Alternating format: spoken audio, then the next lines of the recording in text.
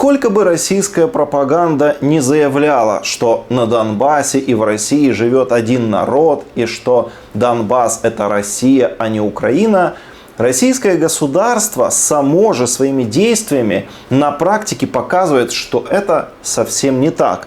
Есть всегда слова, а есть дела. И судить нужно, конечно же, всегда по делам. Так вот, факты таковы, что после полномасштабного вторжения России мы видим совершенно разное отношение со стороны российских властей к, собственно, гражданам России, то есть к российским военным и к жителям Донбасса, вот этих так называемых народных республик. Причем даже к тем, которые тоже являются российскими гражданами и имеют российские паспорта. Сколько бы российский телевизор не уверял, что на Донбассе, вот в этих народных республиках живут такие же русские, как и в России, разница в отношении, собственно, к россиянам и к жителям Донбасса со стороны российских властей очевидна.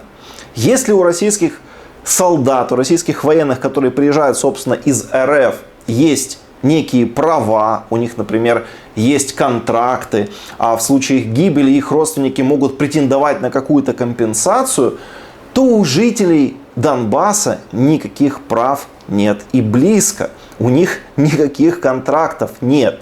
Их просто наловили на улицах, вот как, я не знаю, какой-то расходный материал, как пушечное мясо, и отправили на самые опасные участки фронта.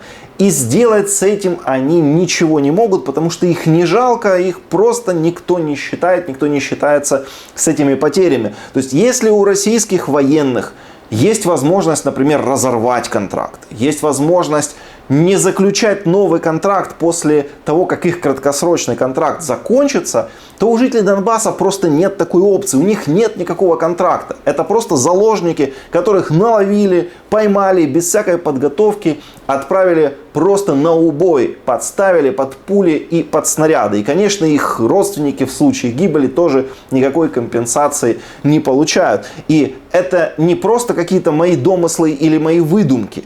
То, что я говорю сейчас, это факт. И сами жители Донбасса это знают. И их эта ситуация тоже страшно возмущает. И свое возмущение многие люди открыто высказывают в социальных сетях. Например, выкладывают в видеообращениях в ТикТоке или ВКонтакте. Спецоперация идет уже 5 месяцев, 6-й. Что мы видим? Видим много роликов в ТикТоке, когда армия РФ возвращается домой, их встречают родители, жены, дети. Они счастливые, довольные, обнимают их, целуют. Потому что у них контракт. Они здесь отслужили 2 месяца или 3 месяца, я точно не знаю. Все, и возвращаются, у них происходит ротация, их меняют другие. Наши пацаны, я имею в виду ДНР, ЛНР, неважно, они здесь с самого начала. И посылают их всегда в самую жопу.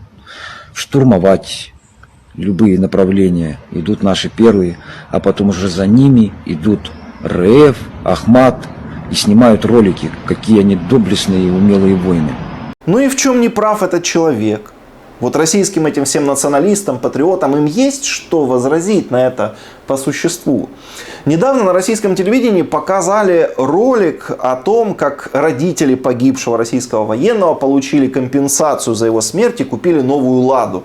И тогда у нас многие смеялись, а в России этот ролик вызвал у многих возмущение, потому что он выглядел как реклама отправки детей на войну. Но как бы там ни реагировали на этот ролик, сколько бы мы ни смеялись, надо понимать, что у жителей Донбасса нет даже такой возможности. За них даже «Ладу» не дают, если их убивают. Они просто гибнут, просто так. Потому что нет контракта. Потому что их просто взяли, скопом погрузили куда-то в грузовик и отправили всех вместе умирать.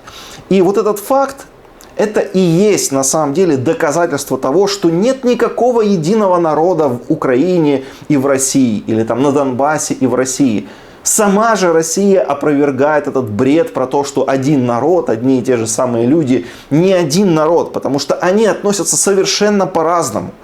Для них на Донбассе живут украинцы. Они считают жителей Донбасса украинцами, даже если у них российские паспорта. Потому что украинцы для них это второсортные люди, которых не жалко. Поэтому они могут украинцев вот так вот взять, там, отправлять на убой, не считая ни с какими потерями. Потому что для них это люди низшие. Вот если россияне для них еще что-то значат, то жителей Донбасса уже нет. И это не мои домыслы, это факты. Это голые цифры, которые я просто в данном случае цитирую. И вот это надо доносить до людей, вот, чтобы не слушали пропаганду, а смотрели на то, что происходит в реальности. Сколько бы пропаганда ни лгала про один народ, да нет никакого одного народа, потому что отношения совершенно разные. Поделитесь этим видео, друзья, и обязательно подпишитесь на канал, потому что здесь мы говорим правду о том, что происходит на Донбассе.